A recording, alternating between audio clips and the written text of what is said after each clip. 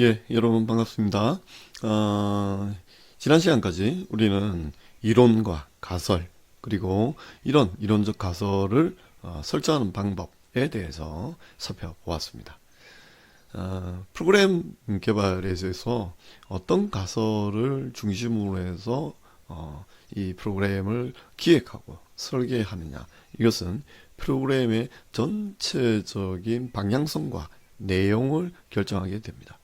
그래서 그 내용을 결정하는 아주 중요한 기준이 가설적 이론이기 때문에 여러분 잘 기억을 해 놓으시고요.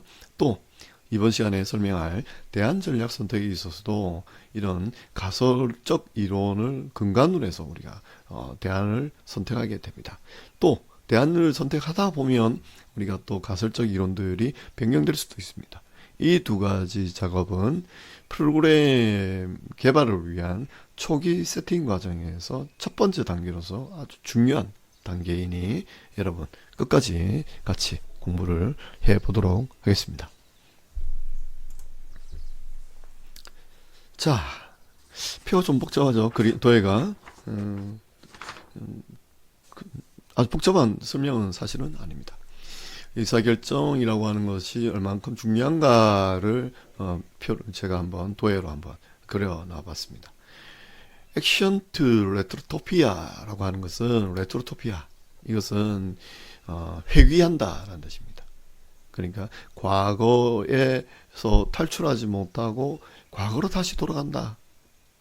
물론 과거가 더 좋았다라고 할 수도 있겠지만 실제로 과거로 다시 돌아간다라고 하는 것은 진보하지 못하고 과거의 습속으로 돌아간다라는 뜻입니다. 또 액션 투 유토피아라고 하는 것은 우리의 이상향으로 나아간다라는 뜻입니다. 그래서 우리는 의사결정을 한다는 것은 과거로 회귀할 것이냐 아니면 미래로 나아갈 것이냐에 대한 하나의 우리 인지적인 과정이다라고 볼 수 있겠죠. 이런 의사결정을 하는 데 있어서 뭐가 필요하냐? 현장성, 필드가 필요합니다. 에비던스, 증거, 근거가 필요합니다. 밸류, 가치라고 하는 것이 필요하죠. 이 세 가지를 기준으로 해서 우리는 어떤 의사결정을 내리게 됩니다. 이런 현장, 그리고 현장성, 그리고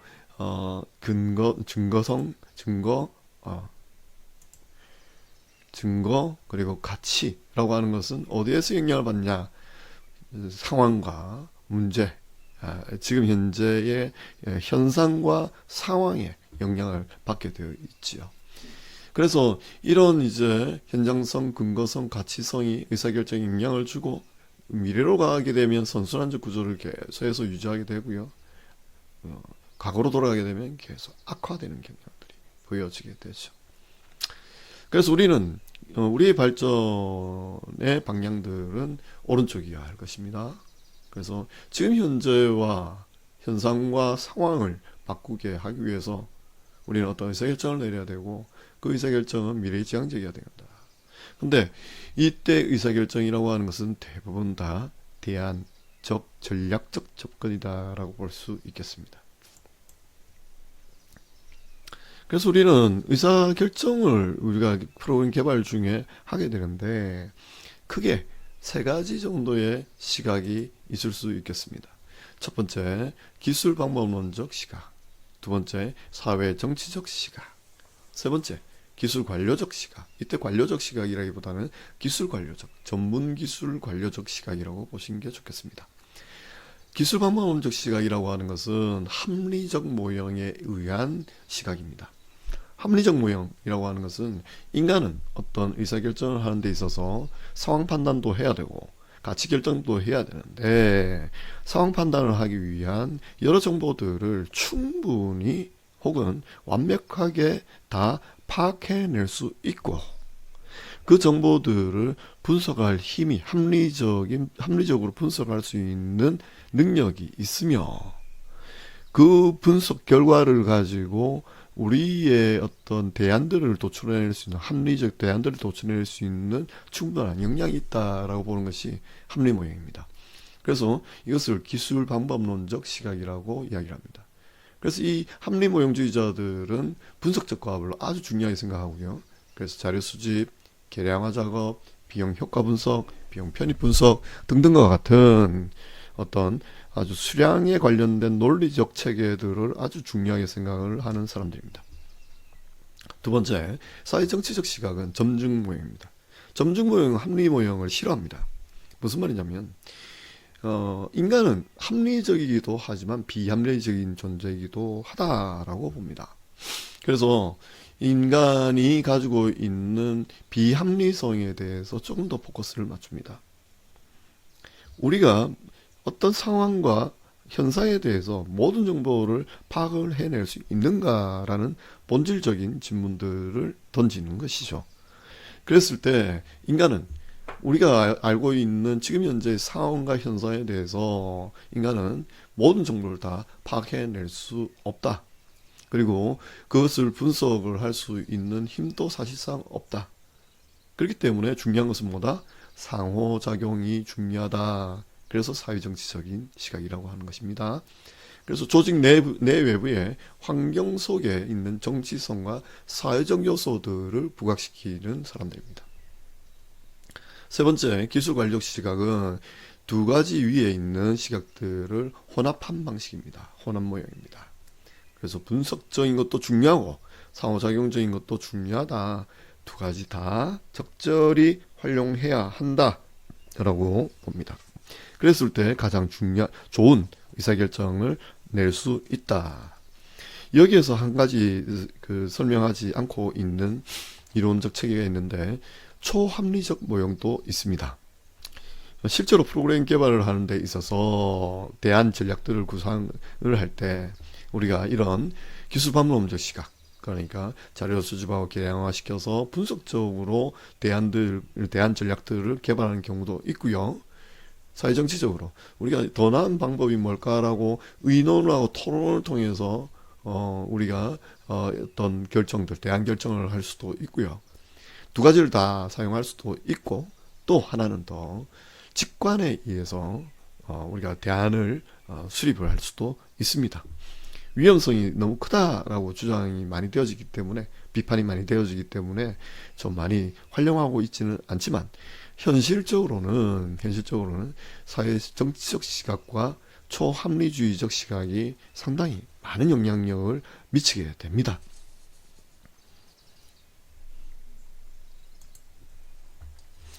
자, 프로그램 아이디어 설정에 대해서 우리가 이제 공부를 해보도록 하겠습니다. 개입 전략을 우리가 결정을 한다든지 우리가 여러 가지 이제 방법론을 생각을 하게 될 때 이 방법론을 생각한다는 것 자체가 아이디어겠지요. 프로그램을 위한 아이디어를 설정하는 방식은 설정하기 위해서는 첫 번째 아이디어의 공급처를 먼저 살펴볼 필요가 있겠습니다. 아이디어 공급처는 개인적 관심과 직관이 가장 기초적입니다. 좋은 아이디어들은 대부분 개인적으로 상당한 많은 깊은 관심이 있을 때 만들어집니다. 그리고 그 깊은 관심들과 고민들이 녹여진 하나의 직관에 의해서 만들어지게 된 경우가 많이 있습니다. 아하 하고 깨달을 때가 있죠. 그럴 때까지 그때까지 우리는 계속 고민을 하게 됩니다. 고민을 한다라는 것은 그만큼 애착이 있다라는 뜻입니다. 필요가 있다라는 뜻이죠. 개인적인 필요가 있다는 뜻이죠.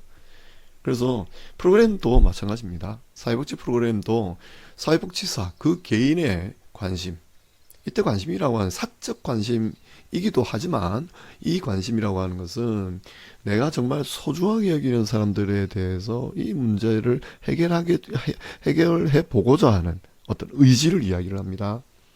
그래서 그 의지에 의한 관심과 직관이 아이디어의 가장 중요한 공급처라고 볼 수 있겠습니다. 두 번째, 조직의 사명과 목적. 우리의 조직은 어떤 사명을 가지고 있고 어떤 목적을 수행하고자 하는가가 아이디어의 공급처입니다. 세 번째, 사회 체계의 상황. 지금 현재의 우리 지역이라든지 중앙정부라든지 전 세계적인 상황이 어떠냐를 우리가 면밀하게 살펴보는 것을 통해서 어떤 아이디어를 얻을 수 있게 됩니다. 또 사회복지 문헌. 사회복지 문헌뿐만 아니라 인간과 사회에 대한 여러 가지 방대한 문헌들이 있지요. 그 방대한 문헌들이 우리 프로그램을 구성하는 아이디어의 공급처가 됩니다. 여러분, 아주 중요한 것은 지금 이제 공부하는 단계에서 아주 중요한 것은 여러분들의 개인적 관심이 어디 있습니까? 그리고 그 개인적 관심이라고 하는 것이 여러분들에게 가장 소중하게 여기는 사람들을 위해서 우리가 어떤 서빙 그러니까 섬겨야 하는데 봉사해야 되고 또 우리가 그 문제를 해결하기 위해서 우리의 의지나 책임과 권한을 가지고 이것을 나름대로 힘을 써내 나가야 되는데 만일 그것이 의미가 없으면 어떤 아이디어들도 만들어내기가 쉽지가 않습니다. 그렇기 때문에 여러분들이 하고자 하는 바, 만나고자 하는 사람들에 대한 마음가짐이 어떤지, 지금 현재 나의 의지가 어떤지를 여러분들 스스로 한번 생각해 보시는 것도 필요할 것 같습니다. 그리고 중요한 것은 다양한 문헌들을 많이 섭렵하시는 것이 좋다. 인간은 복잡하지 않습니까? 복잡한 인간을 이해하기 위해서 어떤 한 분류의 책들만, 정보들만, 이론적 지식들만 계속 살펴보는 것보다는 상당한 다양한 방식들로 살펴보는 것이 좋겠다라는 말씀을 드립니다. 그리고 플러스 알파로 하면 사회복지문헌보다 이것도 중요하지만 여러 가지 아주 고전적인 소설들, 클래식한 소설들이라든지 이런 심리라든지 인간의 심리를 아주 깊이 있게 파고드는 책들, 이런 책들을 여러분들 좀 많이 보시는 것도 좋겠습니다. 아이디어 설정 기술은 문헌 검토가 가장 기본적입니다. 두 번째, 사회조사 기법을 활용합니다. 설문조사나 관찰이나 면접, 실험, 2차 자료 분석 등등을 통해서 우리가 데이터를 만들어내면서 살펴보는 것이죠. 세 번째, 이해관계자와 대화하는 것 아주 중요합니다. 그래서 아이디어 설정을 하는 데 있어서는 이런 문헌 검토, 조사, 대화, 문헌, 조사, 대화입니다. 세스 고딘이라는 마케팅가가 이야기를 합니다. 우리는 어떤 변화를 해 나가야 되는데 이 변화는 우리가 가장 소중히 여기는 사람들을 위해서 이루어내는 작업이다. 그러면 당신들이 우리가 바로 섬길 준비가 되어 있는가를 한번 더 봐야 된다. 그때 섬길 준비라고 이야기하는 것은 개인적 관심과 직관, 문헌, 기법 활용에 대한 전문성, 많은 사람들과의 대화하는 작업들을 통해서 우리가 어떤 방법론을 만들어낼 수 있을 것이냐라고 질문을 하는 것입니다.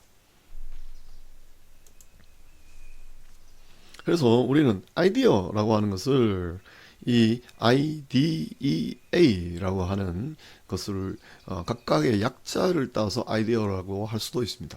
interest, 그러니까 흥미, 관심, 이해관계 등등을 이야기합니다. 아주 개인적이고도 조직적인 어떤 맞물려 있는 관계들, 그게 interest입니다. 두 번째, doing, 하는 것, 경험하는 것입니다. 세 번째, experiment, 실험하는 것, 시도해보는 것이죠. 네 번째, analyze, 그러니까 해석하는 겁니다. 계속 돌아보는 것이죠. 성찰하는 겁니다. 그래서 이렇게 정리할 수 있겠습니다. 관찰하고 학습하고 어떤 의도를 계속해서 가져나가고 시도해보고 그 의도를 가지고 결국 시도를 하고 경험 분석을 하는 것. 이것이 각각의 단계가 될 수도 있겠고 뒤죽박죽 될 수도 있습니다. 시도를 하다 보면은 의도가 생길 수도 있고요. 의도를 통해서 경험이 다시 제대로 분석됐는지 안 됐는지를 다시 살펴볼 수도 있습니다. 거꾸로 경험 분석을 통해서 자신의 의도를 다시 객관적으로 판단을 할 수도 있습니다. 그리고 관찰 학습들이 이것이 기반이 되기도 하고 새로운 경험들이 생기게 되면 새로운 관찰들이 만들어지게 되고요. 새로운 것을 다시 보다 보면 새로운 것을 학습하게 되죠. 학습하게 되다 보면 또 시도하게 되고 또 그 시도는 의도라든지 경험을 또 만들어냅니다. 제 개인적으로는 가장 중요한 것은 일단 시도해보는 것이라고 생각합니다. 그래서 이제 프로그램 개발을 위해서 오늘은 이론적 가설을 만들어야 될 것이고요. 그리고 난 다음에 목표, 목표, 대상 수립, 예산 결정, 향후 어떤 결과의 예측 등등을 통해서 프로그램 기획서를 우리가 만들어 내야 되는데, 일단은 우리가 주저하지 말고 무조건 한번 시도해 보는 것, 그것이 상당히 좋은 첫걸음이라고 생각을 합니다.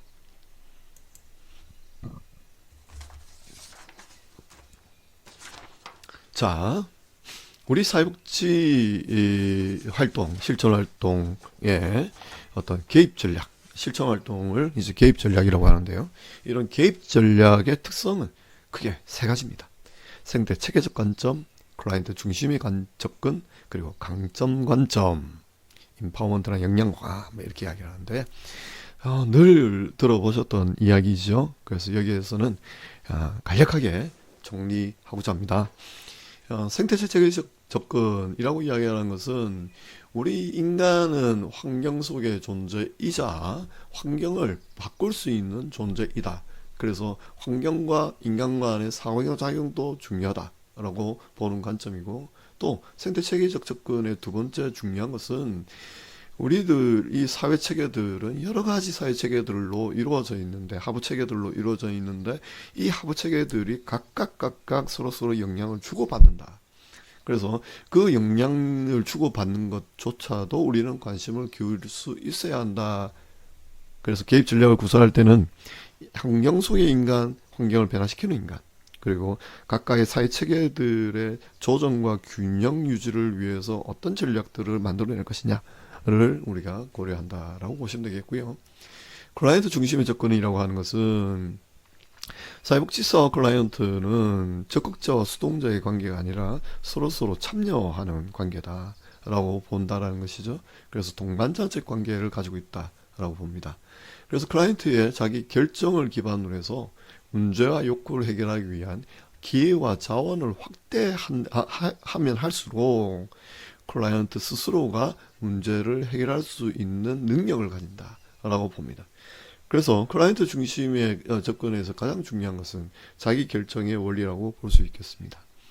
세 번째, 강점 관점이라고 이야기하는 것은, 문제를 쳐다보는 것보다, 그러니까 문제를 보고 문제에 파고드는 것보다는 문제를 해결할 수 있는 그 개인들의 강점 혹은 사회체계의 강점을 우리가 더 강하게 만드는 것이 중요하다. 그래서 그렇게 했을 경우에 역량이 증진되고 잠재력이 끌어올려질 수 있다라고 보는 관점들입니다. 이 세 가지 관점, 기초적인 관점들은 여러분 실천론 시간이라든지 등등 우리 사회복지학 수업에서 늘 하던 이야기이기 때문에, 한 번 더 우리가 프로그램 개입 전략을 만들어낼 때 이런 특징이 있는지를 다시 한 번 더 재검토하고 살펴보는 것이 필요할 것 같습니다. 자, 그러면 개입 전략이라고 하는 것은 어떤 것이 있을 수 있겠는가? 하센펠드의 기준이 상당히 우리에게 유용한 기준이 되겠습니다. 첫 번째, 인지적 접근, 두 번째, 정서적 접근, 세 번째, 생물적 혹은 생물학적 접근, 네 번째, 환경적 접근이 있습니다. 우리의 개입 전략 자체가 인지를 중심으로, 정서적인 것을 중심으로, 생물적인 것을 중심으로, 환경적인 것을 중심으로 할 수 있다라는 것이죠. 그래서 우리의 실천, 그러니까 개입 전략 프로그램의 어떤 활동 내용이 이제 인지적 접근이다라고 하는 것은 인식과 인지의 변화를 유도하는 것. 그래서 정보 제공이라든지 학습 지도를 한다든지 인식 개선을 한다든지 뭐 등등을 포함하는 것일 수 있겠습니다.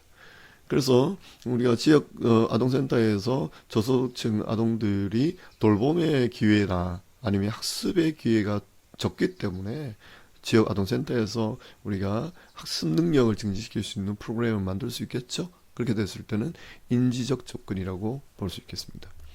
정서적 접근이라고 하는 것은 정서, 감정, 태도 등을 변화시키는 것을 말합니다. 주로 개인적인 개입 활동에, 그러니까 상담 활동에서 많이 활용을 하게 되죠. 개인의 문제가 대개 내외부로부터의 스트레스 때문에 일어나는데, 많은 사람들이 건강한 스트레스가 있을 수도 있고 건강하지 않은 스트레스가 있을 수도 있습니다. 대부분의 사람들은 그 건강하지 않은 스트레스조차도 대처할 수 있는 능력들을 가지게 되는데, 많은 사람의 경우에는 그 대처 능력이 부족하게 될 수도 있겠지요. 그랬을 때 우리는 그 정서적 접근들을 시도할 수 있게 됩니다. 세 번째, 생물적 접근. 이건 신체적인, 생물학적인 변화를 추구하는 접근 전략을 뜻합니다. 임의용 서비스, 무슨 목욕 서비스, 또 건강 지원 서비스, 뭐 등등이 되겠죠. 환경적 접근이라고 하는 것은 생태적이고 경제적이고 사회적인 환경을 다룹니다. 그래서 지역사회의 어떤 분위기를 바꾸거나 지역사회와의 관계를 개선하거나 물리적 환경들을 변화시키는 전략들을 이야기를 합니다. 사례는 예를 들어서 영구 임대 아파트 단지가 20, 30년이 훨씬 넘어서 노후화가 됐다라고 했을 때 거기에 살고 있는 주민들, 지역 주민들이 상당히 고통을 표현할 수 있겠죠. 그랬을 때 그런 주거 환경 개선 프로그램들 같은 경우가 환경적 접근이라고 볼 수 있겠습니다. 펄먼의 기준에 의하면 여기에서 거의 비슷한 형태로 이제 이야기를 하는데 환경을 기회로 또 표현하기도 합니다. 한번 살펴보시면 되시겠습니다.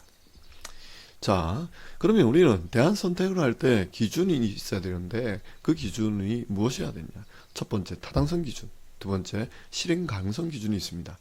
타당성 기준이라고 하는 것은 효과성, 효율성, 적합성, 형평성, 평등성입니다. 효과성 뭐 다 아실 거고요. 효율성은 비용 대비 결과입니다. 그 다음에 적합성이라고 하는 것은 민감성, 반응성이라고 합니다. 이것은 이 효과성은 결과의 양에 많은 관심이 있다고 생각하면 적합성은 얼마나 더 나은 결과를 만들어냈느냐를 적합성이라고 이야기를 합니다. 형평성은 기회의 공평성입니다. 평등성과 상당히 다른 개념입니다. 평등성은 결과의 평등성입니다.